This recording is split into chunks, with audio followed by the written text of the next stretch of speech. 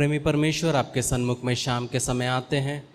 आपने सुंदर सा मौका हमारे जीवन में दिया, इसलिए आपका धन्यवाद देते हैं प्रभु जी। फिर से आपने प्रभु जी हमें इकट्ठा होने के लिए मदद किया, इसलिए आपका धन्यवाद देते हैं प्रभु जी। जो लोग यहाँ पे इकट्ठा हैं प्रभु जी, जो लोग यहाँ पे उपस्थित हैं, उनको आपके हाथों में देते हैं प्रभु जी। जो लोग रास्ते में हैं उन्हें सुरक्षित रूप से पहुँचने के लिए मदद करिए। और जो लोग हमें यूट्यूब और फेसबुक पे देखते हैं प्रभु जी, उनके लिए भी आज का बाइबल स्टडी प्रभु जी आशीष का कारण होने पाए प्रभु जी। ऐसा आप कर रहे हैं, इसलिए आपका धन्यवाद देते हैं। हर एक डिस्टर्बेंसेस को हम कैंसिल करते हैं प्रभु जी। और प्रभु जी जो बीज बोया जाता है प्रभु जी, शैतान उसको चुराने ना पाए प्रभु जी। ये छोटी सी विनती आपके बेटे यीशु नासरी के नाम से मांगते, सुन और कबूल कर। आमीन आमीन आमीन। आज के बाइबल स्टडी में हमारा जो टॉपिक है वो है बाइबल।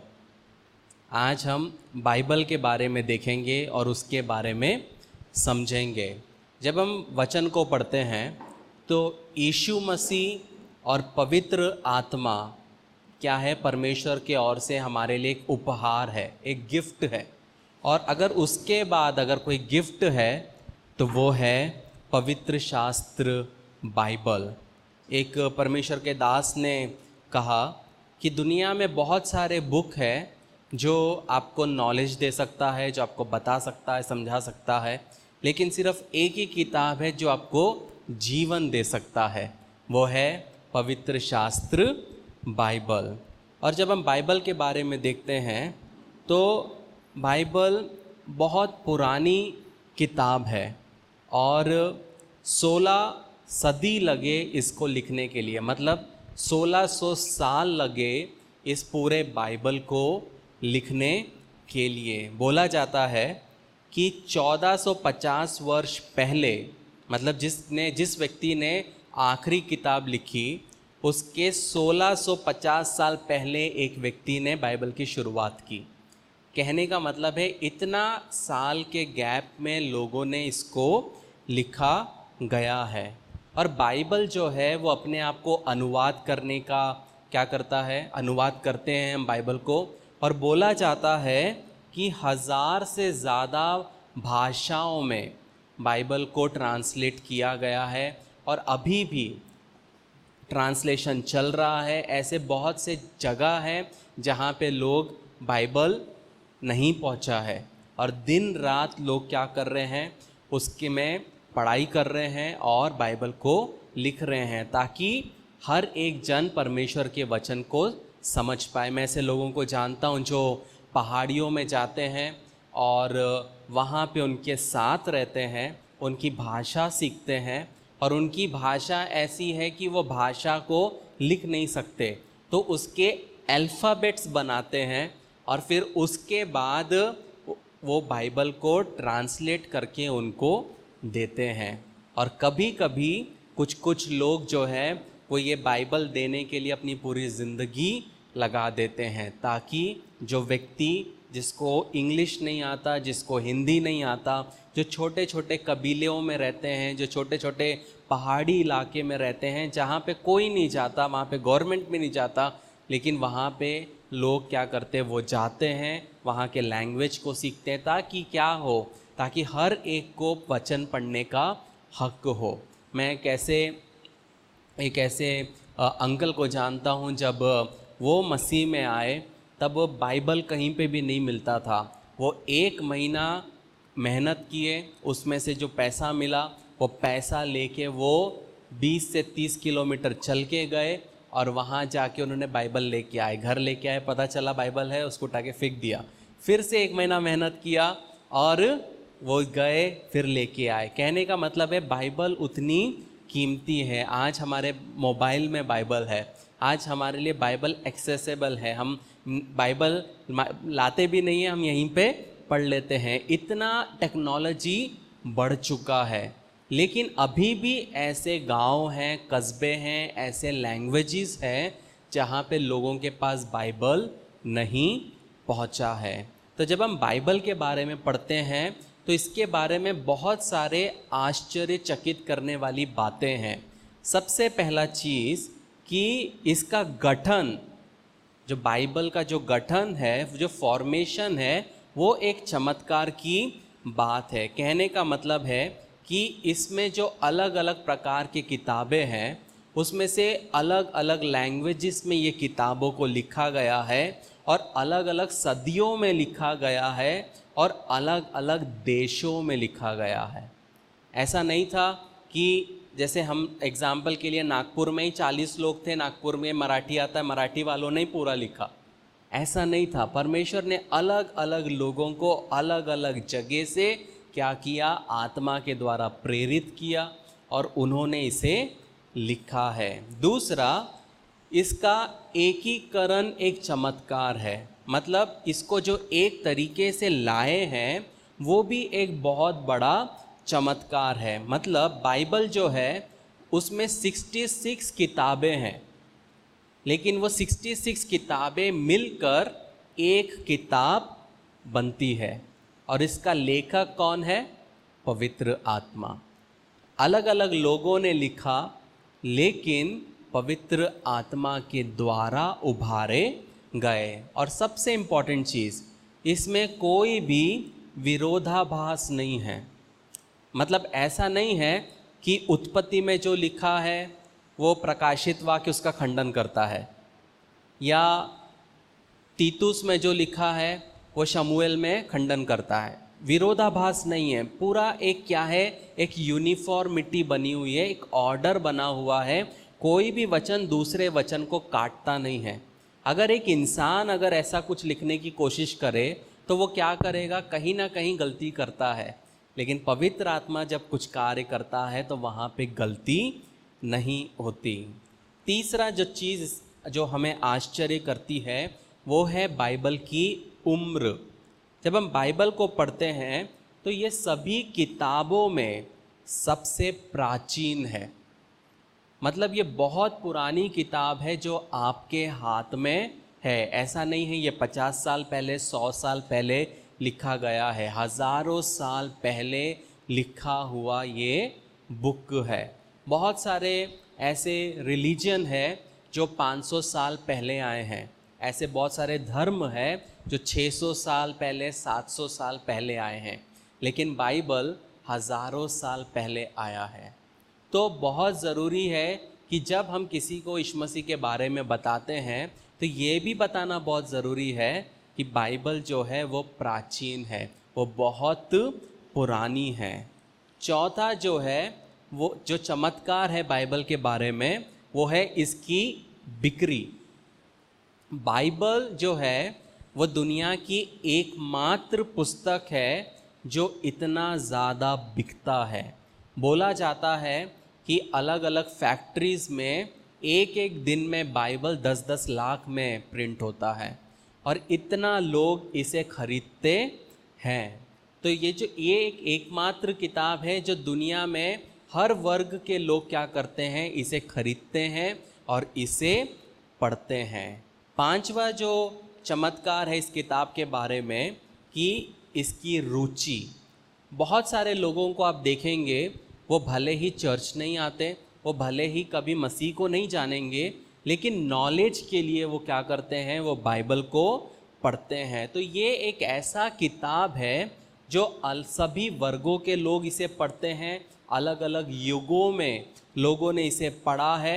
इवन बोला जाता है कि बहुत सारी ऋषियों ने, जो ऋषि मुनि हैं, उन लोगों ने भी बाइबल को पढ़ा है और हमारे छोटे छोटे बच्चे भी बाइबल को पढ़ते हैं। तो बाइबल एक ऐसी किताब है कि वो सबके लिए है। ऐसा नहीं है कि मैं 30 का हूँ तो मैं बाइबल पढ़ूंगा तो मुझे लगेगा नहीं इसमें मेरे लिए कुछ नहीं है। लेकिन बाइबल 10 साल का बच्चा भी अगर पढ़ेगा तो उसमें भी उसके लिए कुछ है, और अगर 100 साल का बुजुर्ग भी अगर पढ़ेगा तो उसके लिए भी उसमें कुछ है। और छठा जो इसका जो कमाल है, चमत्कार है, वो है इसकी भाषा। बाइबल जो है, बहुत सारी जो किताबें हैं वो अशिक्षित लोगों ने लिखा है। मतलब जो यीशु मसीह के जो चेले थे ये लोग सब पढ़े लिखे बहुत हाईटेक लोग नहीं थे, साधारण मछुआरे थे, सादा लैंग्वेज इनको आता था। तो ये बहुत सारे लोग जो इसमें लिखे हैं ये लोग बहुत बड़े बड़े स्कॉलर्स नहीं थे, लेकिन परमेश्वर ने साधारण लैंग्वेज को उपयोग में लाया और परमेश्वर के वचन को स्थापित किया। मेरी जो बहुत सारी किताबें जो मैंने लिखी है, आप जब उसे पढ़ोगे तो आप बोलोगे इतना अच्छा कैसे लिखा है, लेकिन वो वैसे मैंने नहीं लिखा है। जब मैं एक चीज़ लिखता हूँ तो उसके बाद वो एडिटिंग प्रोसेस में जाता है। मैं जो लिखता हूँ उसको पहले एक व्यक्ति पढ़ेगा, उसको ठीक करेगा, फिर वो करने के बाद वो दूसरे के पास जाएगा और वहाँ से वो तीसरे के पास जाएगा। तो ऐसे क्या होता है, हम अपनी चीज़ों को रिफाइन करते हैं। तो जो एक्चुअल ट्रांसलेशन है बाइबल का, जो अरेबिक में है, जो ग्रीक में है, तो वहाँ से वो ट्रांसलेशन होते होते होते हमारे पास आया है। तो बोला जाता है कि जो एक्चुअल में जो लिखा है उससे बहुत डिफरेंट रहता है जो हमारे पास है। तो थोड़ा बहुत सिमिलैरिटी रहता है, क्योंकि जो हिंदी लैंग्वेज है वैसे हिब्रू लैंग्वेज नहीं है। हिंदी लैंग्वेज, इंग्लिश लैंग्वेज में नाउन है, प्रोनाउन है, वर्ब है, लेकिन अरेबिक लैंग्वेज उससे बहुत अलग है। तो एक एक शब्द के 5 से 6 अर्थ बनते हैं। इसीलिए बहुत ज़रूरी होता है कि जब हम बाइबल पढ़ते हैं, मैं ये नहीं कह रहा कि बाइबल जो हमारे पास है वो गलत है, मैं ये कह रहा हूँ कि जब हम पढ़ते हैं हमें पवित्र आत्मा की ज़रूरत है ताकि हम उसको अच्छे से समझ पाए और हमारे सिचुएशन में, हमारी परिस्थिति में हम उसे क्या कर पाए, लागू कर पाए। और 7वां जो आखिरी जो चमत्कार है वो है इसका संरक्षण। बाइबल जो है एक ऐसी किताब है जिसको नष्ट करने के लिए बहुत बार सरकारों ने कोशिश की, बहुत सारे राजाओं ने कोशिश की, बहुत लोगों ने लाखों करोड़ों पैमाने में बाइबल को जलाया, ये सोच के कि ये परमेश्वर का वचन हमने जला दिया तो ख़त्म हो गया। लेकिन परमेश्वर का वचन आज भी उपलब्ध है। मैं ऐसे जानता हूँ, ऐसे मैंने स्टोरीज़ पढ़े हैं जिसमें जहाँ पे जो लोग थे, चाइना में जहाँ पे वचन नहीं जा सकता था, रशिया में जहाँ वचन नहीं जा सकता था, वहाँ पे उन लोगों को एक बाइबल मुश्किल से मिलती थी और जितने भी लोग रहते थे वो एक एक पन्ना फाड़ते थे और उनको सिर्फ उतना ही मिलता था। अगर चर्च में 100 है, 200 लोग हैं, सबको सिर्फ एक एक पन्ना मिलता था, उसमें तुमको जो मिला उसमें तुमको जीना है। मतलब बाइबल उनके पास मिलता ही नहीं था। बहुत सारे लोगों ने क्या किया, उसको नष्ट करना चाहा, लेकिन परमेश्वर ने क्या किया, अपने वचन को संभाल के रखा। ये एक ऐसा पुस्तक है जिससे बहुत लोग घृणा करते हैं। क्योंकि घृणा इसलिए करते हैं क्योंकि ये सच बोलता है। ये आपको गलत शिक्षा नहीं देगा, ये आपको सच्चाई सिखाएगा। तो इसीलिए बाइबल को क्या किया जाता है, लोग घृणा करते हैं। लेकिन आज जो देशों ने बाइबल को तिरस्कार किया, आज वहाँ पे परमेश्वर का कार्य बहुत अद्भुत रीति से होता है। और बोला जाता है कि चाइना जो एक समय पे परमेश्वर के वचन का विरोधी था, हर एक 10 मिनट में वहाँ पे एक कलीसिया की स्थापना होती है। इतने तेजी से वहाँ पे लोग परमेश्वर के वचन को जान रहे हैं और परमेश्वर को अपना जीवन दे रहे हैं। तो ये था बाइबल के बारे में कुछ छोटे से कुछ 7 टॉपिक जो आश्चर्य करने वाले हैं। अब हम देखेंगे परमेश्वर के वचन को दर्शाने के लिए बाइबल में कौन से चिन्हों को उपयोग किया गया है। मतलब जब हम परमेश्वर के वचन को पढ़ते हैं, हर जगह बाइबल में परमेश्वर का वचन नहीं बोला जाएगा, बल्कि हर जगह में उसको अलग अलग चिन्हों के द्वारा बोला जाता है। तो सबसे पहले जब हम बाइबल पढ़ते हैं तो बाइबल में वचन को तलवार करके बोला गया है। जब हम हिब्रूज 4:12 पढ़ते हैं, वहाँ पे हम देखते हैं कि बाइबल जो है वो एक नुकीला वचन है जो सुनने वाले को क्या करता है, दोषी ठहराता है, बल्कि और उनको क्या करता है, उनको समझाता है, बताता है कि कहाँ वो गलत है। क्या लिखा है, क्योंकि परमेश्वर का वचन जीवित और प्रबल और हर एक 2-धारी तलवार से भी बहुत चौका है और प्राण और आत्मा को और गांठ गांठ और गुदे गुदे को अलग करके आर पार छेदता है और मन की भावनाओं और विचार को जानता है। तो परमेश्वर का जो वचन है वो क्या है, दो-धारी तलवार है। बहुत बार आपने ये नोटिस किया होगा, आप जब वहाँ बैठते हो और मैं जब कुछ आपको बताता हूँ, कुछ कुछ चीज़ है जो आपको ऐसा लगता है कि तलवार की नाई घुस गई। ऐसा लगता है कि ये जो बोला ना मेरे तो दिल में चुभ गया। वो क्या है? वो परमेश्वर का वचन है जो आपको काटता है। क्यों काटता है? या वो मुझे भी काटता है क्योंकि वो दो धारी है। ऐसा नहीं है कि सिर्फ आपको काटेगा पर मुझे भी काटेगा। कहने का मतलब है वो क्या है? वो हमें हमारे भावनाओं को और विचारों को जानता है। तो परमेश्वर का वचन क्या करेगा? हमारे भावनाओं को, हमारे विचारों को, हम जिस तरह चलते हैं, उठते हैं, बैठते हैं, उन सबको वो क्या करता है? जांचता है। दूसरा, परमेश्वर का वचन जो है एक हथौड़े के नाई में बोला जाता है। जब हम यिर्मयाह 23 उसका 29 पढ़ते हैं, वहाँ हम पढ़ते हैं कि बाइबल जो है शक्तिशाली है और सुनने वालों के लिए प्रतिरोध को तोड़ती है। क्या लिखा है? यहोवा की ये वाणी भी है, क्या मेरा वचन आग सा नहीं है? फिर क्या वह थोड़ा हथौड़ा नहीं जो पत्थर को फोड़ डाले? तो यहाँ पे हम देखते हैं कि जो परमेश्वर का वचन है वो एक हथौड़े के नाई क्या करता है? हमारे जीवन में जो प्रतिरोध है उसको तोड़ता है। प्रतिरोध का मतलब है रेसिस्टेंस। जब हम परमेश्वर के वचन को सुनते हैं, जब कोई हम किसी व्यक्ति को बताते हैं, वो उसको सुनना नहीं चाहता। शैतान नहीं चाहता कि वो सुने और उसका जीवन बदले। लेकिन जब हम परमेश्वर का वचन उसको बताते हैं, तब परमेश्वर का आत्मा वो वचन को एक हथौड़े के नाई उस पर मारता है और उसके जीवन के अंदर से जो वचन ना सुनने का जो प्रतिरोध शैतान लाता है उसको वचन हटाता है। तीसरा, बाइबल में वचन को एक बीज करके बोला गया है। पहला पत्रस 1 उसका 23। बाइबल एक ऐसा जीवित वचन है जो सुनने वालों को पूर्ण जीवित करता है। वचन कहता है, क्योंकि तुमने नाशवान नहीं पर अविनाशी बीज से परमेश्वर के जीवते और सदा ठहरने वाले वचन के द्वारा जन्म पाया है। किसके द्वारा? अविनाशी बीज से। वो बीज किसको बताता है? परमेश्वर के वचन को।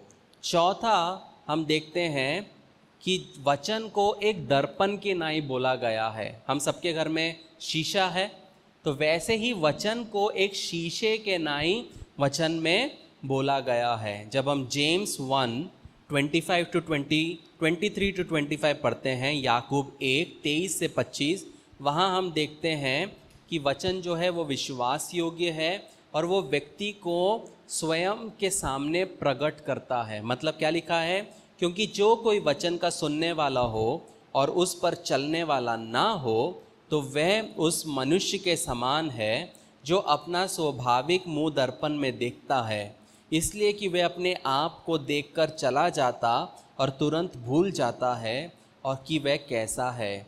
पर जो व्यक्ति स्वतंत्रता की सिद्ध व्यवस्था पर ध्यान करता रहता है, वह अपने काम में इसीलिए आशीष पाएगा कि सुनकर भूलता नहीं पर वैसा ही काम करता है।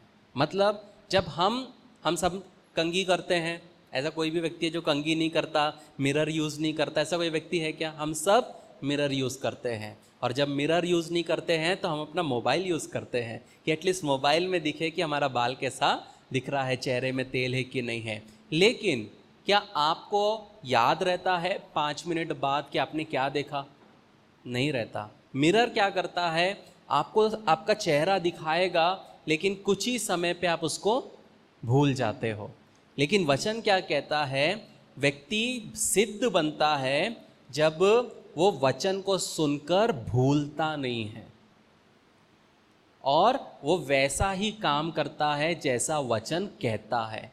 इसीलिए बहुत ज़रूरी है कि हमें रोज़ क्या करना है? बाइबल पढ़ना है। हम जितना बाइबल पढ़ेंगे उतना हम अब वचन को जानेंगे और हमको वचन जितना पता रहेगा उतने अच्छे मसीही हम बन पाएंगे। और जितना वचन आप अपने मन में भरोगे उतना अच्छे से पवित्र आत्मा आपके मन को जांचेगा और आपसे बात कर पाएगा। जैसे मैंने पहले बताया, अगर आपको नागपुर का मैप नहीं पता, आप वहाँ जा नहीं सकते। वैसे ही अगर आपको परमेश्वर का वचन नहीं पता, तो आप परमेश्वर की इच्छा को समझ नहीं पाओगे। पांचवा, बाइबल के वचन को एक आग के तरह बोला गया है। जब हम यिर्मयाह 23 उसका 29 पढ़ते हैं, जहाँ हमने हथौड़े के बारे में पढ़ा था, उसके पहले लिखा था कि क्या मेरा वचन आग सा नहीं है। और जब हम यिर्मयाह 20 उसका 9 पढ़ते हैं, वहाँ लिखा है, यदि मैं कहूँ मैं उसकी चर्चा ना करूँगा तो उसके नाम से बोलूँगा, तो मेरे हृदय में ऐसी दशा होगी मानो मेरी हड्डियों में धधकती हुई आग हो, और मैं अपने को रोकते रोकते थक गया, पर मुझसे रहा नहीं जाता। तो ये चीज़ मैं नहीं जानता आपके जीवन में कभी हुआ है, मेरे जीवन में हुआ है। जब परमेश्वर का वचन हमारे जीवन में कार्य करता है, हमें वो अंदर से जलाता है। एक तरीके से हमारे अंदर में क्या होता है, एक फीलिंग आती है डिस्कम्फर्ट की। और जब हमें लगता है कि सामने वाला व्यक्ति गलत कर रहा है, या मसीही भाई या बहन गलत कर रहा है, तो पवित्र आत्मा क्या करता है, वचन को हमारे अंदर चलाता है और वो जलता रहता है। और जब तक हम वो चीज़ ना बोलेंगे, तब तक क्या होगा, हमें एक अनकंफर्ट फील होता है। जैसे मेरे जीवन में है कि अगर एक परमेश्वर ने मुझे कोई व्यक्ति के बारे में कुछ बताया है, और अगर वो चीज़ उसको बुरी लगेगी, तो होता है कि मैं उसको नहीं बताने की सोचता हूँ। लेकिन वो धीरे धीरे धीरे क्या होता है, वो बढ़ता रहता है, मेरे अंदर में टेंशन होता रहता है। मैं कुछ भी करूँ वो चलता रहेगा दिमाग में कि ये परमेश्वर ने बोला है, परमेश्वर ने बोला है। फिर एक समय आता है कि वो जब मैं उस व्यक्ति को बोल देता हूँ, तब मेरे को शांति मिलती है और मुझे अच्छा महसूस होता है। तो जब आपको वचन आपके अंदर क्या करेगा, एक आग की नाई काम करेगा। अगर आपके पैर में आप आग के ऊपर चल रहे हो, तो क्या आप इंजॉय करोगे कि आप क्या करोगे, निकलने की कोशिश करोगे। तो वचन भी एक आग की नाई काम करता है, ताकि आप अपने बुरे रास्ते को छोड़ो। वचन आपको जलाएगा, जो तू कर रहा है वो गलत है, जो तू सोच रही है वो गलत है, जहाँ तू जा रहा है वो गलत है। आपके अंदर में एक अलग सा एक जलन रहेगा। मैं आग का जलन या एसिडिटी का जलन नहीं बोल रहा हूँ, अंदर से एक फील आएगा, डिस्कम्फर्ट फील होगा कि आप जो कर रहे हो वो गलत है। तब आपको क्या करना है, वचन के प्रति क्या करना है, आपको बोलना है। मैंने अपने जीवन में, अगर बहुत सारे कभी भी कोई पूछता है आपको ज़िंदगी में सबसे बड़ा मलाल क्या है, तो मैं हमेशा एक ही चीज़ बोलता हूँ, जो लोगों को मैंने खोया है। जब हम मसीह जीवन में रहते हैं, तब हम बहुत सारे लोगों को खोते हैं, क्योंकि हमें पता है वचन कैसा है। और सामने वाला व्यक्ति जब वचन के खिलाफ चलता है, गलत चलता है, तब हम क्या करते हैं, हम उनको टोकते हैं, हम उनको बताते हैं कि आप जो करने जा रहे हैं आप गलत कर रहे हो। लेकिन वो जब उसको इग्नोर करके वो क्या करते हैं, हमें ब्लॉक मार देते हैं। लेकिन वही करते हैं, फिर 10 साल के बाद में जब वापस वो बुरी परिस्थिति में आते हैं, तब फिर वो सोचते हैं कि काश हम तब बात मान लेते हैं। लेकिन जब हम मसीह जीवन में हैं, तो हम लोगों को खोएंगे। आप जब अच्छा बोलोगे, सच्चा बोलोगे, तो आपको लोग क्या करेंगे, आपसे लोग नफ़रत करेंगे, आपको पसंद नहीं करेंगे। हो सकता है जब आप खाना खाने जाओगे, वो बोलेंगे तू उधर जाके बैठ, हमारे साथ मत बैठ, क्योंकि हर बात पे आप बोलोगे गाली गलौज मत कर, गलत बात मत कर। तो जब आप हमेशा कॉन्स्टेंटली किसी को पोक करोगे, तो वो बोलेगा भैया तू दूर रहे। तो ये होता है, जो व्यक्ति परमेश्वर के वचन के साथ चलता है, तो क्या होता है, वो एक आग की नाई काम करता है। और छठा, परमेश्वर का वचन एक दिए की नाई काम करता है, एक दीपक की नाई काम करता है। भजन संहिता 119 उसका 105 जब हम पढ़ते हैं, साम 119 वर्स 105, वहाँ पे हम देखते हैं कि वचन जो है वो प्रतिदिन विश्वासी को मार्गदर्शन करता है। क्या लिखा है वचन में, तेरा वचन मेरे पाँव के लिए दीपक और मार्ग के लिए उजियाला है। अगर आप वचन क्या है, आपके मार्ग के लिए दीपक है। अगर आप बाइबल के अनुसार, वचन के अनुसार चलोगे, तब क्या होगा, आपको जहाँ पहुँचना है आप वहाँ पे पहुँच पाओगे। और सातवां, बाइबल में वचन को खाने या भोजन के नाई में बोला गया है। जब हम पहला पत्रस 2 उसका 2 पढ़ते हैं, मतलब जब हम बाइबल को पढ़ते हैं तो वचन जो है वो हमारे आत्मा के लिए भोजन है। जैसे हम जब एक्सरसाइज करते हैं तो हम प्रोटीन ज़्यादा लेते हैं हमारे बॉडी को सपोर्ट करने के लिए, राइट? वैसे ही हमारा आत्मिक जीवन का भोजन है वचन। और बाइबल में वचन को मांस कह के भी बोला गया है और दूध करके भी बोला गया है, पीने का और खाने का। क्या लिखा है पत्रस 2:2 में? नए जन्मे हुए बच्चे के समान निर्मल आत्मिक दूध की लालसा करो, ताकि उसके द्वारा उद्धार पाने के लिए बढ़ते जाओ, क्योंकि तुमने प्रभु की कृपा का स्वाद चख लिया है। तो यहाँ पे लिखा है आत्मिक दूध। तो दूध के नाई परमेश्वर के वचन को बोला गया है। जब हम हिब्रूज 5:12-14 पढ़ते हैं, इब्रानी 5:12-14, वहाँ लिखा है, समय के विचार से तो तुम्हें गुरु हो जाना चाहिए था, तो भी ये आवश्यक हो गया है कि कोई तुम्हें परमेश्वर की वचन की आदि शिक्षा फिर से सिखाए। तुम तो ऐसे हो गए हो कि तुम्हें अन्न के बदले अब तक दूध ही चाहिए, क्योंकि दूध पीने वाले बच्चों को तो धर्म के वचन की पहचान नहीं होती, क्योंकि वो बालक है। तो जब आप मसीह में नए नए हो तो आपको क्या देते हैं? दूध देते हैं। वचन में आसान से समझने वाला दूध देते हैं। लेकिन अगर आप यही सोचोगे कि मैं 20 साल के बाद भी यही वचन सीखूंगा, ऐसे ही मुझे वचन चाहिए, तो ऐसा कभी नहीं होता। क्या हम छोटे से बच्चे को 20 साल के बाद भी सिर्फ दूध और सेरेलैक देते हैं? नहीं देते हैं। समय के साथ हम उसको चावल, दाल, खिचड़ी ऐसे उसको बढ़ाते हैं। वैसे ही मसीह जीवन में वचन क्या करता है? वचन क्या करता है? हमें मजबूत करता है। तो जब हम नए हैं, सिंपल वचन, जैसे आप बड़े होंगे तो आपको और कठिन कठिन वचन आपको हम लोग सिखाएंगे, ताकि आप अच्छे से मैच्योर हो सको। तो परमेश्वर का जो वचन है वो एक व्यक्ति को दोषी ठहराता है, वो एक व्यक्ति को तोड़ता है, वो एक व्यक्ति को पूर्ण जीवित करता है, वो एक व्यक्ति को प्रकट करता है कि वो कितना सही है, वो कितना गलत है, और वो प्रकाशित करता है और पोषण करता है। तो अलग अलग तरीके से परमेश्वर का वचन हमारे जीवन में कार्य करता है। सिर्फ ऐसा नहीं है कि पढ़ लिया तो ख़त्म हो गया। अलग अलग क्वालिटीज़ है। जैसे आप फल खाते हो तो एक ही फल में डिफरेंट विटामिन्स रहते हैं। केले में अलग विटामिन्स है, लेकिन उसमें ऐसा नहीं है कि सिर्फ ए है या डी है। कुछ फ्रूट्स में 3 से 4 उससे ज़्यादा विटामिन्स रहते हैं। वैसे ही परमेश्वर का वचन है, वो है एक ही वचन, लेकिन अलग अलग तरीके से आपके जीवन में काम करता है। तो सवाल ये उठता है कि परमेश्वर का वचन हमें क्यों प्रचार करना है? तो उसमें हम 7 विषयों को देखेंगे। पहले हम देखेंगे कि मरकुस 2:2 जो हम पढ़ते हैं, वहाँ पे हम देखते हैं, फिर इतने लोग इकट्ठा हुए कि द्वार के पास भी जगह नहीं थी, और वह उन्हें वचन सुना रहा था। किसके बारे में कहा है? यीशु मसीह के बारे में। जब वो वचन सुना रहा था, बहुत सी भीड़ हो गई।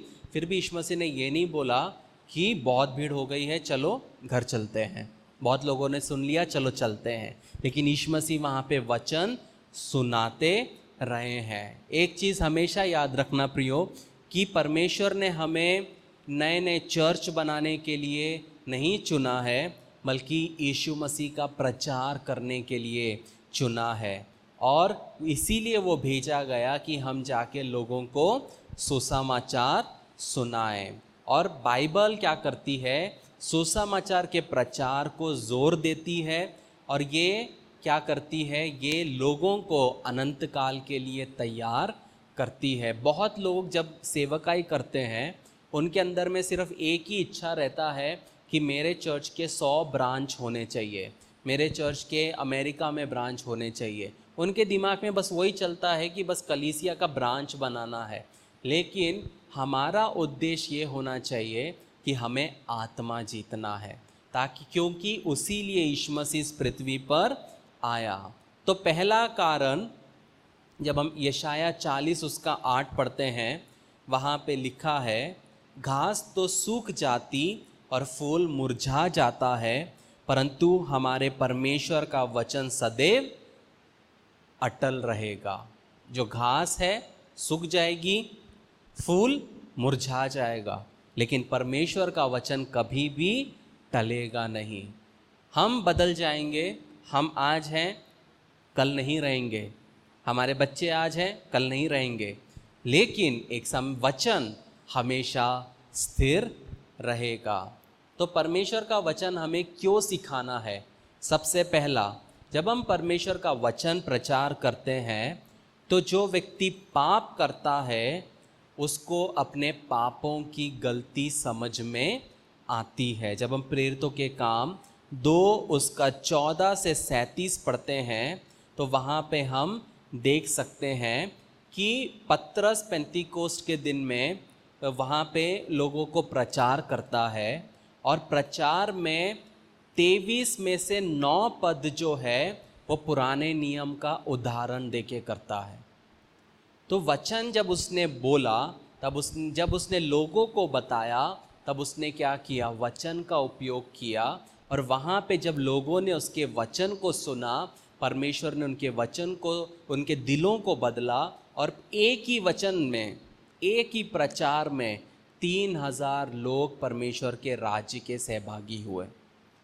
तो आप कितने भी अच्छे टैक्टिक्स ले लो, कितने भी अच्छे एग्जाम्पल्स ले लो, लेकिन परमेश्वर का वचन ही है जो एक पापी को बदल सकता है। वरना जो व्यक्ति आशीषों को देखकर आएगा, जो व्यक्ति चमत्कार को देख के आएगा, जब उसके जीवन में दुख मुसीबत आएगा, तंगी आएगा, प्रॉब्लम्स आएगा, वो 98% मसीह को छोड़ देगा, क्योंकि वो अब स्वार्थपना से यीशु मसीह में आया। लेकिन जो वचन के आधार पे यीशु मसीह पे विश्वास करके आता है, वो कभी भी यीशु मसीह को नहीं छोड़ता। दूसरा, जब हम रोमियो 10 उसका 17 पढ़ते हैं, वहाँ पे हम देखते हैं कि परमेश्वर के वचन सुनने से हमारे जीवन में विश्वास बढ़ता है। क्या लिखा है? अतः विश्वास सुनने से, और सुनना मसीह के वचन से होता है। तो आप जितना परमेश्वर का वचन सुनोगे, पढ़ोगे, आपके अंदर विश्वास बढ़ेगा। परमेश्वर जिसने अब्राहम के जीवन में काम किया, परमेश्वर जिसने दाऊद के जीवन में काम किया, परमेश्वर जिसने हन्ना की परिस्थिति को बदला, तो जितना आप पढ़ोगे आपको विश्वास आएगा कि अगर परमेश्वर ने इनके जीवन में किया तो मेरे जीवन में भी करेगा। जब हम 2 कुरिन्थियों 10 उसका 1 पढ़ते हैं, वहाँ पे हम देखते हैं कि जब हम परमेश्वर का वचन पढ़ते हैं तो वो हमारे जीवन से मालिनता को हटाता है, हमारे जीवन को साफ करता है। क्या लिखा है? अतः हे प्रियो, जबकि ये प्रतिज्ञाएं हमें मिली है, तो आओ हम अपने आप को शरीर और आत्मा की सब मालिनता से शुद्ध करें, और परमेश्वर का भय रखते हुए पवित्रता को सिद्ध करें। 2 कुरिन्थियंस 7:1। तो वहाँ पे हम देखते हैं कि जब हम परमेश्वर के वचन को पढ़ते हैं तो वो हमारे शरीर और आत्मा की सब मालिनता को शुद्ध करता है। जो पाप हम शारीरिक तौर पे करते हैं वो हम करना छोड़ देते हैं, और जो हम आत्मिक तौर पे बढ़ने लगते हैं। जब हम 1 यूहन्ना 5 उसका 13 पढ़ते हैं, वहाँ पे हम देखते हैं कि जब हम परमेश्वर का वचन पढ़ते हैं तो हमारे जीवन में आश्वासन आता है। किस बात का आश्वासन आता है? कि मैं परमेश्वर का बेटा हूँ, मैं परमेश्वर की बेटी हूँ। बहुत बार हमें क्या होता है, जब हम मसीह जीवन में रहते हैं हमें डाउट होता है, क्या सच में परमेश्वर मुझसे प्रेम रख सकता है? क्या सच में परमेश्वर मुझसे मेरे लिए आया है? बहुत बार डाउट होता है। ऐसी मूवीज़ बनी है दुनिया में जो कि बैंड है, उसमें यीशु मसीह को लड़कों के साथ सेक्स करते हुए दिखाया है, औरतों के साथ सेक्स करते हुए दिखाया है। ये सब चीज़ों पे मूवीज़ बनी हैं जो आप विश्वास नहीं कर सकते। और जब आप वो मूवीज़ को अगर आपने देखा तो उसके बाद आपके दिमाग में भी वो सोच आएगा, क्या सच में पर मैं यीशु मसीह सच मनुष्य था, हो सकता है सच में किया होगा। वो हमारे जीवन में शैतान क्या करता है, डाउट लाता है। जैसे आप लोगों की नज़र अभी जो है बहुत टेंस्ड हो गई है कि ऐसा कैसा, ऐसी मूवीज़ बनी है दुनिया में जहाँ पे यीशु मसीह को ये सब करते हुए दिखाया है। क्यों? क्योंकि मनुष्य ये एक्सेप्ट नहीं कर सकता कि एक जवान इंसान पाप ना करे, तो वो अपनी कल्पना के हिसाब से यीशु मसीह को क्या करेगा, पोर्ट्रे करेगा। लेकिन हमारे अंदर वो विश्वास होना है कि नहीं, अगर वचन कहता है कि यीशु मसीह निष्पाप है तो वो निष्पाप है। नहीं तो 100 लोग हमको 100 चीज़ें बोलेंगे और हम उनकी बातों पे आ जाएंगे। तो जब हम 5:13 पढ़ते हैं पहला यूहन्ना, वहाँ पे लिखा है, मैंने तुम्हें जो परमेश्वर के पुत्र के नाम पर विश्वास करते हो इसलिए लिखा है कि तुम जानो कि अनंत जीवन तुम्हारा है। तो जब आप वचन पढ़ोगे तब आपको समझेगा, आश्वासन मिलेगा कि अनंत जीवन मेरा है। मैं यीशु मसीह के साथ एक दिन रहूँगा, हमेशा मैं यीशु मसीह के साथ रहूँगा। जो मसीह में सो गए हैं मैं उनके साथ जाके मिलूँगा। हमारे रिलेटिव्स बाहर रहते हैं, कुछ लोग अलग सिटी में रहते हैं, वो जीवित है और हमारे अंदर में एक इच्छा रहती है कि जब छुट्टी रहेगी तो मैं जाऊँगा, मिलूँगा। लेकिन वैसा ही उत्साह हमारे अंदर उनसे मिलने के लिए भी रहता है जो मसीह में सो गए हैं।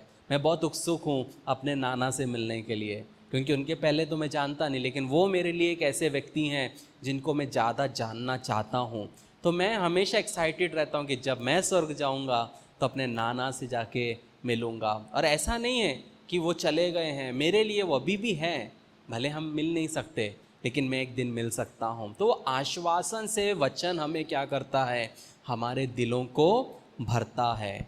जब हम 1 थिस्सलुनीयंस 4:18 पढ़ते हैं, वहाँ पे हम देखते हैं कि जब हम वचन को पढ़ते हैं वो हमें आराम देता है, वो हमें शांति देता है। क्या लिखा है, इस प्रकार इन बातों से एक दूसरे को शांति दिया करो।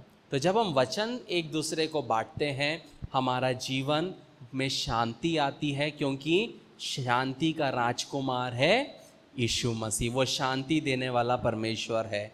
और जब हम प्रेरितों के काम 17 उसका 11 पढ़ते हैं, वहाँ पे हम देखते हैं परमेश्वर के वचन के द्वारा हमारे जीवन में सत्य आता है।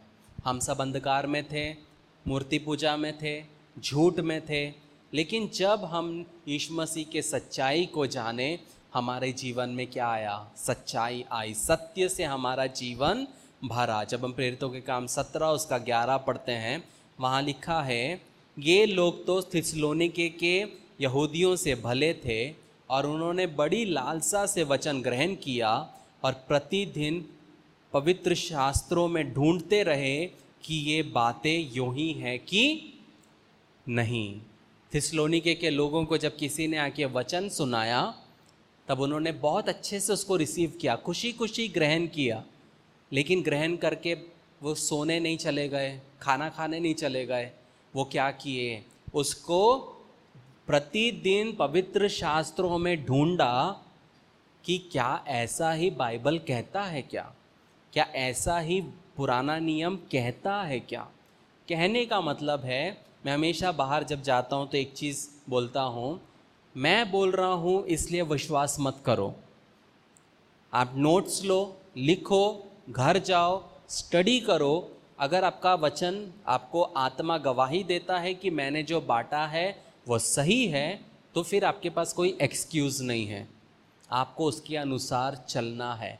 लेकिन हमें क्या करना है, वचन को जब हम ग्रहण करते हैं तो उसे जांचना बहुत ज़रूरी है। क्योंकि अगर आप वचन नहीं जांचोगे और आप किसी का भी सुन के उसके अनुसार चलोगे, जैसे बहुत से परमेश्वर के दास है, वो लोग भजन संहिता को लेके वो क्या करते हैं कि वो बोलते हैं आप $23 डालो तो तुम्हारे जीवन में परमेश्वर भजन संहिता 23 का काम करेगा। और बहुत लोग क्या करते हैं, हिंदू जैसे, अन्य जाति जैसे क्या करते हैं, वो लोग $23 डालते हैं ये सोच के कि मैंने $23 का सीड डाला है तो अब मेरे जीवन में वो वचन कार्य करेगा। ऐसा नहीं है। कभी $49 हो जाता है, कभी 105 हो जाता है, ज़रूरत के हिसाब से, क्योंकि 150 भजन संहिता है ना, तो 150 तक वो लोग खेलते हैं। और जो जो जो भेड़ जिनको वचन नहीं पता, वो अपना मेहनत का पैसा उनको देते हैं, लेकिन उनके जीवन में कोई आशीष नहीं आती, क्योंकि वो स्वार्थीपना से देते हैं और सही तरीके से नहीं देते हैं। अभी मैंने पैसे की बात बोली तो मैं पिछले दिनों मैंने एक छोटा सा कहानी पढ़ा, वो मैं आपको बताता हूँ।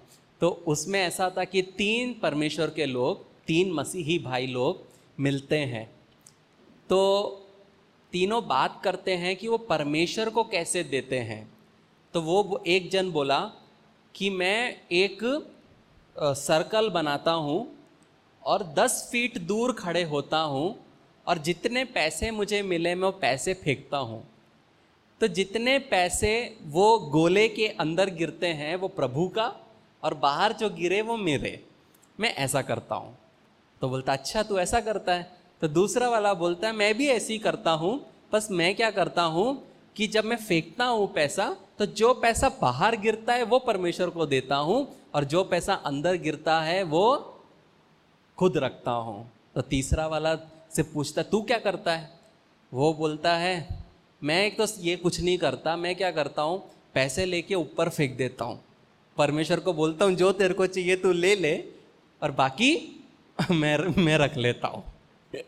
तो कहने का मतलब है ऐसे शिक्षा लोग देते हैं जो आप सुनोगे तो आप बोलोगे ये क्या सिखा रहा है, लेकिन उसके वजह से जो भेड़ है वो क्या होते हैं, वो कमज़ोर होते जाते हैं और जो चरवाहा है वो मोटा मोटा होते जाता है। तो कहने का मतलब है बहुत ज़रूरी है कि वचन को हमें क्या करना है, जांचना है।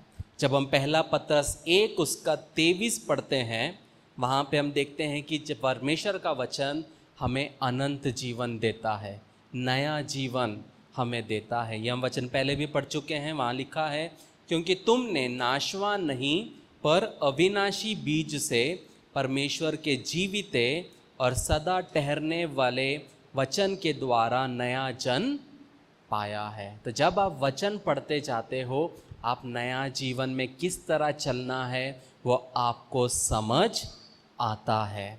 तो प्रियो, आपको बहुत ज़रूरी है वचन बताना, क्योंकि जब आप वचन बताओगे तब सामने वाले को क्या मिलेगा, वो सच्चाई को जानेगा, उसके जीवन में विश्वास बढ़ेगा, वचन उसकी ज़िंदगी की गंदगी को हटाएगा, उसको आश्वासन से भरेगा, उसको शांति देगा, उसको सत्य का मार्ग बताएगा और सबसे इम्पॉर्टेंट उसको नया जन्म दिलाएगा। ये कोई और नहीं कर सकता, ये कोई प्रधानमंत्री नहीं कर सकता, कोई राजा नहीं कर सकता, कोई चर्च का पासबान नहीं कर सकता, कोई चर्च का इवेंजलिस्ट नहीं कर सकता, सिर्फ परमेश्वर का वचन। जब आपके घर में जब कोई व्यक्ति आया, क्योंकि हम अलग अलग जगह से, इसलिए मैं किसी एक का नाम नहीं लूँगा, जब उसने आके सुसमाचार सुनाया तो उसने क्या बताया, क्या बताया? परमेश्वर का वचन, कि आदम और हव्वा से परमेश्वर का वचन, यीशु मसीह आया, तो परमेश्वर के वचन ने आपके जीवन को क्या किया, बदला। तो ये परमेश्वर का वचन है जो हमारे जीवन को बदलता है। लेकिन सवाल ये उठता है, अगर इतना कुछ परमेश्वर का वचन करता है फिर भी लोग वचन क्यों नहीं पढ़ते? ये उठता है कि नहीं उठता है? इतना अच्छा है वचन पढ़ना, फिर भी लोग क्यों नहीं पढ़ते? जब हम यिर्मयाह 15 उसका 16 पढ़ते हैं, वहाँ पे यिर्मयाह परमेश्वर के वचन के बारे में कुछ बोलता है। वो बोलता है, जब तेरे वचन मेरे पास पहुँचे तो मैंने उन्हें मानो खा लिया और तेरे वचन मेरे मन के हर्ष और आनंद का कारण हुए, क्योंकि हे सेनाओं का परमेश्वर यहोवा मैं तेरा कहलाता हूँ। जब यिर्मयाह ने जीवन में वचन उसके आया तो उसके जीवन में हर्ष और आनंद आया। लेकिन बहुत बार हम जब वचन पढ़ते हैं हमें क्या आता है, उबासी। एकदम से सर भारी लगता है, नींद आता है और हमें ऐसा लगता है कि सो जाता हूँ, बहुत थक गया मैं। लेकिन यिर्मयाह क्या कहता है, जब तेरे वचन मेरे मन में जब मेरे पास पहुँचे वो हर्ष और आनंद का कारण हुए। तो जब हम बाइबल पढ़ते हैं, अगर हम ये सोचेंगे यहोवा मेरी ढाल है, वो मेरी चट्टान है, ऐसा पढ़ोगे आपको कुछ नहीं मिलेगा उससे। लेकिन हर बार जब आप बाइबल पढ़ने के पहले प्रार्थना करोगे, प्रभु जी मैं तेरे वचन को पढ़ रहा हूँ, मुझसे बात कर, तो हो सकता है परमेश्वर, आप सिर्फ एक ही वचन पढ़ोगे और वो एक ही वचन से पवित्र आत्मा आपको बहुत गहरी बात करेगा। तो इसलिए वचन ऐसे देख के नहीं पढ़ना है, ऐसे लाइन से पढ़ लिया, हाँ एक हो गया, ख़त्म हो गया मेरा कोटा, वैसे नहीं पढ़ना है। आराम से, इत्मीनान से पढ़ो, बोल के पढ़ो। ऐसा नहीं कि ऐसा पर देखते गए, फिर बीच में व्हाट्सएप का एक मैसेज आया, फिर वो इंस्टा का एक मैसेज आया, फिर फेसबुक का एक आया, फिर उसको भी ऊपर करके चलो मैं देख लेता हूँ किसने लाइक किसने किया, फिर वैसे नहीं। जब आप बाइबल पढ़ रहे हो तो सब चीज़ साइड में रख के आराम से, भले 2 वचन पढ़ो, वो 2 वचन को अच्छे से 10 बार पढ़ो, समझो, परमेश्वर को बोलो मुझे समझा। वैसे जब आप पढ़ोगे तो वो आपके जीवन में ज़्यादा क्या होगा, अच्छा होगा। तो लोग वचन को क्यों नहीं पढ़ते? क्योंकि पहला कारण, लोग इसकी सच्चाई से अनजान है, वो इसके गठन को और इसकी उपलब्धि के जानकार नहीं है। अगर आपको पता नहीं है कि परमेश्वर का वचन क्या है तो आप क्यों पढ़ोगे? आप किताब की दुकान में जाते हो, पूरी किताबें हैं, क्या आप लेते हो? नहीं लेते, आपको नहीं पता वो किताब किसके बारे में है। तो जब आप बाइबल के बारे में पढ़ना चाहते हो तो आपको पता होना चाहिए कि बाइबल क्या है, बाइबल में किसके बारे में है। वो इच्छा के साथ जब आप पढ़ते हो, वहाँ पे परमेश्वर आपको सिखाता है। बहुत लोगों के लिए क्या है, परमेश्वर का वचन क्या है, एक खाया हुआ राख के समान है। राख टेस्ट किया है किसी ने? बहुत लोगों ने राख टेस्ट किया है, बहुत अलग टेस्ट करता है। जब हम यशाया 44 उसका 20 पढ़ते हैं, वहाँ लिखा है, यशाया 44 उसका 20, पुराने लोग उसी से ब्रश करते थे एक टाइम पे, राख से। तो इसमें लिखा है, वो राख खाता है, भरमाई हुई बुद्धि के कारण वे भटकाया गया है, और वे ना अपने को बचा सकता है और ना ये कह सकता है क्या मेरे दाहिने हाथ में मिथ्या है। राख खाता मतलब क्या है? जब हमें परमेश्वर के वचन से अच्छा वो मैगजीन पढ़ना बहुत पसंद आता है, दूसरी बुक्स जो है जो वचन को प्रोत्साहित नहीं करती वो पढ़ना हमें बहुत इंटरेस्टिंग लगता है, तब हम क्या करते हैं, हम भरमाई हुई चीज़ों को अपने मन में भरते हैं और उसको वचन बोलता है वो राख को खाता है। जब हमें न्यूज़पेपर पढ़ते हैं, नॉलेज के लिए पढ़ना अलग चीज़ है, लेकिन कुछ लोग न्यूज़पेपर को बाइबल से ज़्यादा इम्पोर्टेंस देते हैं कि वो बाइबल बाद में पढ़ेंगे, पहले न्यूज़पेपर पढ़ेंगे। और उनके लिए इंटरेस्टिंग क्या है, पॉलिटिक्स। हो सकता है कोई जन पूरा पेपर साइड में करके या तो सिटी लाइन पढ़ेगा या टाइम्स ऑफ इंडिया में जिसमें मूवीज़ के ज़्यादा आते हैं, वो पेपर उनको सबसे पहले चाहिए। अब घर में अगर न्यूज़पेपर आता है, आप लोगों को देख सकते हो, जिसको स्पोर्ट्स पसंद है वो स्पोर्ट्स का पेपर लेके चले जाएगा, पॉलिटिक्स वाले पप्पा पॉलिटिक्स को पकड़ेंगे, जिसको मूवीज़ और ये सब चाहिए तो वो इनसाइट लेके जाएगा, सिटी लाइन्स लेके जाएगा, है कि नहीं? वो क्या कर रहे हैं, राख खा रहे हैं। नॉलेज के लिए पढ़ना अलग बात है, लेकिन उसी के लिए सोचना, जैसे मैं एक व्यक्ति को जानता हूँ, उसके लिए पेपर इतना इम्पॉर्टेंट है, वो सुबह पेपर नहीं पढ़ती क्योंकि मज़ा चले जाएगा। वो दिन भर का काम करती है, खाना खाती है, नहाती है, इत्मीनान सोने के पहले पूरा पेपर चाट के सोती है। उसके लिए वो बहुत इम्पॉर्टेंट है, वो क्या बोला होगा न्यूज़ में। तो जब हम अपने मन को चीज़ों से भरते हैं, बाहरी चीज़ों से भरते हैं, हम राख खाने के बराबर है। तीसरा, जो लोग बाइबल नहीं पढ़ते वो इसीलिए नहीं पढ़ते क्योंकि उनका शारीरिक आत्मा बीमार है और उनको वचन की भूख नहीं है। अगर आपको वचन की भूख है, आप बोलोगे पास्टर जी ने पिछले हफ्ते गिदियोन के बारे में बोला, कौन है गिदियोन, मुझे जानना है, भूख है। पास्टर जी ने तो 3-4 पॉइंट बोल दिए, लेकिन एक्चुअल पूरी स्टोरी मुझे समझना है। तब आपके अंदर भूख होगा, तब आप ढूंढोगे, और जब आप ढूंढोगे तो दिखाता है कि आपको जानने की भूख है, आपको सीखने की भूख है। तो जिन लोगों में भूख नहीं होती वो बाइबल नहीं पढ़ते। चौथा, जो लोग अपने जीवन में बोलते हैं ना, दोपहर के भोजन के पहले एक भोजन जो करते हैं, मतलब अननेसेसरी चीज़ें जो हमको नहीं करना है, लेकिन जब हम उसे करते हैं, फालतू चीज़ें जो करते हैं।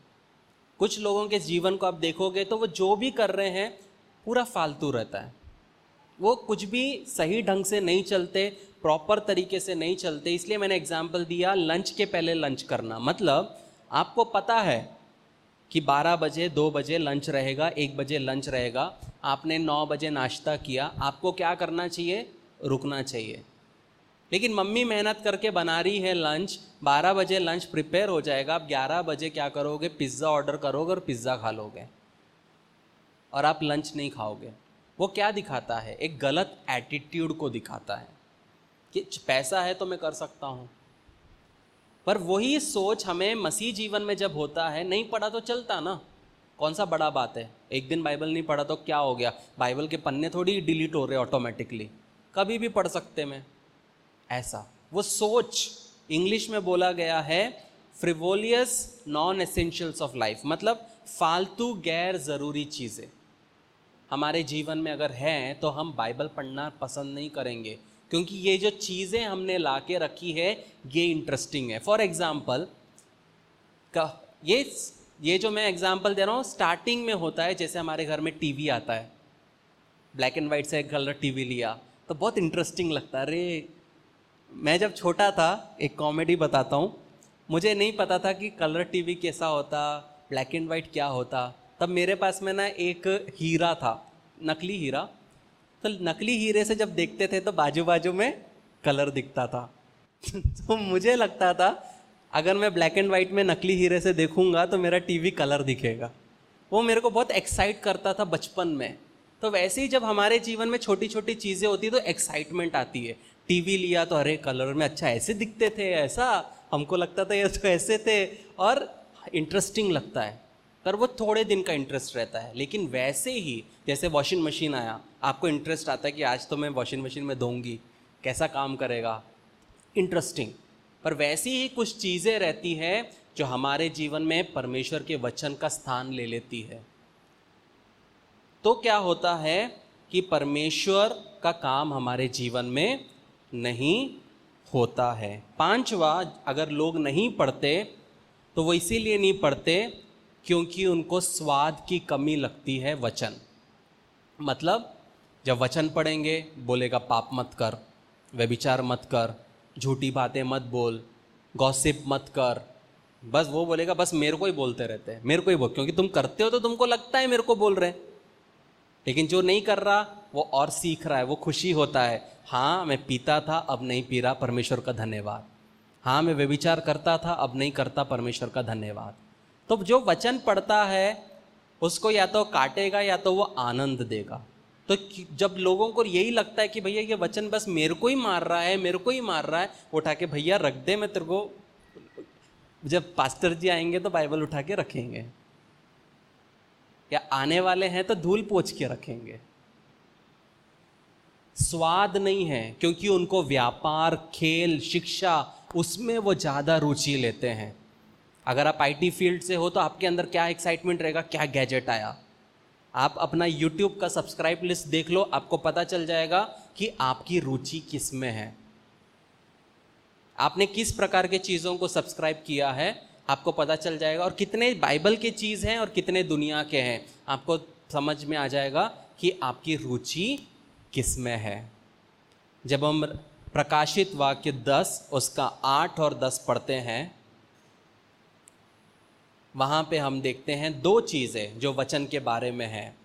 कुछ लोग जो पढ़ते हैं उनको परमेश्वर का वचन मीठा लगता है। जब हम 8वां वचन पढ़ते क्या लिखा है, और जिस शब्द करने को मैंने स्वर्ग से बोलते सुना था वह फिर से मेरे साथ बातें करने लगा कि जा, जो स्वर्गदूत समुद्र और पृथ्वी पर खड़ा है उसको उसके हाथ में की खुली हुई पुस्तक ले ले।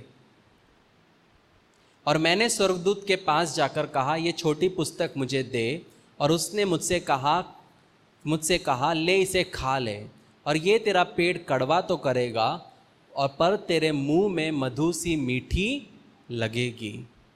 सो मैंने वो छोटी पुस्तक उस स्वर्गदूत के हाथ से लेकर खा गया, और मेरे मुंह में मधु सी मीठी तो लगी, और जब मैं उसे खा गया तो मेरा पेट कड़वा हो गया। तो यहाँ पे दो चीज़ है। कुछ लोग जब बाइबल पढ़ते हैं तब उनको परमेश्वर का वचन मीठा लगता है, क्योंकि वो लोग कौन है? वो लोग बीमार है, वृद्ध है, मरने वाले हैं, और वो उनको परमेश्वर का वचन मीठा लगता है। जो बीमार रहते हैं परमेश्वर का वचन पढ़ते हैं, जो प्रॉब्लम से जाते हैं जब वो परमेश्वर का वचन पढ़ते हैं उनके लिए वो बहुत मीठा लगता है। लेकिन वहीं पे यही वचन दूसरे के लिए कड़वा लगता है, क्योंकि जब वो न्याय के बारे में पढ़ता है, जब वो नरक के बारे में पढ़ता है, जब वो सत्य के बारे में पढ़ता है, सच के बारे में, उसको कड़वा लगता है। तो इसीलिए वो लोग क्या नहीं करते? बाइबल नहीं पढ़ते हैं। इसीलिए जैसे हमने यिर्मयाह में देखा, हमें हर्ष और उल्लास से बाइबल को पढ़ना है। तो आखिरी सवाल आता है, बाइबल कैसे पढ़ें? पहला, इसे हमें प्यार से पढ़ना है, क्योंकि ये हमारे उद्धारकर्ता का वचन है। जब आप बाइबल को पढ़ते हो, प्रेम से पढ़ो, गुस्से से मत पढ़ो, शांति से पढ़ो, उत्साह से पढ़ो। दूसरा, इसे श्रद्धापूर्वक पढ़े। मतलब बाइबल परमेश्वर का वचन है और सर्वशक्तिमान उद्धारकर्ता का, जो कि एक न्यायी है, उसका वचन है। अगर आप कोर्ट रूम में जाओगे तो जो जज रहते हैं, जो लॉयर्स रहते हैं, वो उनके किताब का बहुत आदर करते हैं। तो जब आप वचन को पढ़ते हो या बाइबल को अपने साथ रखते हो, उसका आदर करना भी बहुत ज़रूरी है। इसका मतलब ये नहीं है कि हम उसको ऐसे करें, वो नहीं मैं बोल रहा। आदर करना, ये परमेश्वर का वचन है, उसका आदर करना बहुत ज़रूरी। दूसरा, हम जब इसे पढ़ते हैं तब हमें प्रार्थना पूर्वक पढ़ना है, क्योंकि हम वचन जो है हमारे हृदय और जीवन के लिए परमेश्वर का संदेश है। प्रार्थना पूर्वक वचनों को पढ़ो। जब आप वचन पढ़ते हो, प्रेयर करो, प्रभु जी मुझसे बात कर, आज मुझे कुछ नया सीखा। तब क्या होगा? परमेश्वर आपसे बात करेगा। चौथा, इसे ध्यान से पढ़े। ऐसे नहीं पढ़ना है जैसे मैंने लाइन से बोला, यहोवा मेरा चरवाहा, मुझे कोई घटी ना होगी, वो मुझे हरी हरी चराई में लेके जाता है, वो मुझे सुखदाई सोतों के पास लेके जाता है। ऐसा नहीं पढ़ना है। यहोवा मेरा चरवाहा है, मुझे कोई घटी ना होगी। रुको, सोचो, ये क्या बोल रहा है? क्या सच में यहोवा मेरा रखवाला है? क्या मेरे जीवन में कोई घटी थी जो परमेश्वर ने पूरा की? ऐसे एक एक वचन को धीरे धीरे पढ़ो, समझो। ज़रूरी नहीं है, बाइबल में नहीं लिखा है हर दिन आपको एक भजन संहिता कंप्लीट करना है, 4 अध्याय कंप्लीट करना है। नहीं, लाइन से पढ़ो, इत्मीनान से पढ़ो, ध्यानपूर्वक पढ़ो। ये बहुत ज़रूरी है। 5वां, इसे व्यवस्थित रूप से पढ़ो। मतलब कुछ भी चयन मत करो। मतलब कुछ लोग को मैं जानता हूँ, वो लोग क्या करते थे? बाइबल खोलते, उंगली घुमाते, ऐसा रखते और फिर पढ़ते, हाँ ये परमेश्वर का वचन। हंस रहे, मैं किसके बारे में बोल रहा हूँ? लेकिन सिर्फ वही नहीं है, दुनिया में बहुत से लोग हैं ऐसा करते हैं। एक बार ऐसे ही हुआ, एक सिस्टर ने ऐसा बाइबल खोला, ऐसा ऐसा ऐसा करके ऐसा किया, तो वहाँ पे लिखा देखा, जूडस इस्करियोत ने अपने आप को टांग लिया। बोली ये मेरे लिए नहीं है। फिर खोलती, फिर वचन घुमा के ऐसा करती, वहाँ लिखा तू भी जाके वैसा कर। तो ये बाइबल पढ़ने का तरीका नहीं है। व्यवस्थित रूप में एक बुक मार्क कर लो, नहीं है तो हमसे मांगो, रखे हैं, उसको प्रॉपर मार्क करके थोड़ा थोड़ा पढ़ो। पेंसिल यूज़ करो, आज 2 वचन पढ़ा, वहाँ पे एक टिक मार्क करो, फिर उसके बाद कल से पढ़ो, पर पवित्र आत्मा की संगति में पढ़ो, तब आपको ज़्यादा सीखने को मिलेगा। छठा, निश्चय पूर्वक पढ़ना। निश्चय पूर्वक पढ़ना मतलब कोशिश करना कि हर दिन बाइबल पढ़ें। क्यों? क्योंकि ये परमेश्वर ने मुझे जो पुस्तक दी है, मैं उसमें से सीखना चाहता हूँ, सीखना चाहती हूँ।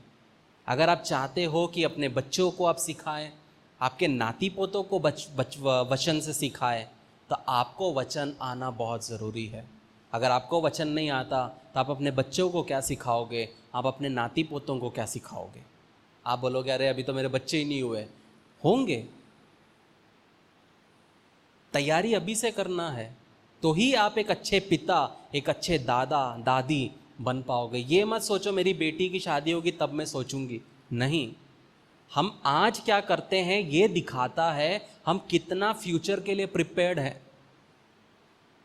मैं आने वाले 5 साल के लिए अभी से प्रिपरेशन कर रहा हूँ, अभी से अपनी रातों की नींद मार रहा हूँ, क्योंकि मेरे को आगे आने वाले 5 साल में सही रूप से चलना है। आप जितना अच्छा प्रिपेयर करोगे उतने अच्छे मसीही बनोगे।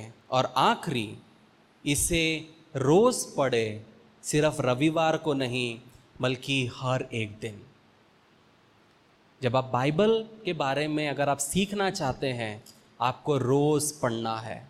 थोड़ा थोड़ा पढ़ो, लेकिन रोज पढ़ो, जब समय मिलता है रोज पढ़ो।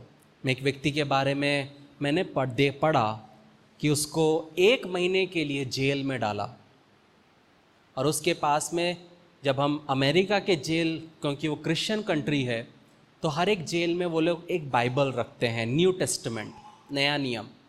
तो ये व्यक्ति ने 30 दिन में 40 बार नया नियम पढ़ा।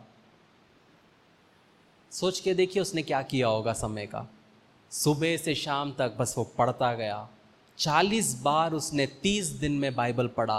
बाहर आया, अच्छे कंडक्ट के वजह से उसको जल्दी रिहाई मिली, और वो आज परमेश्वर की सेवकाई करता है।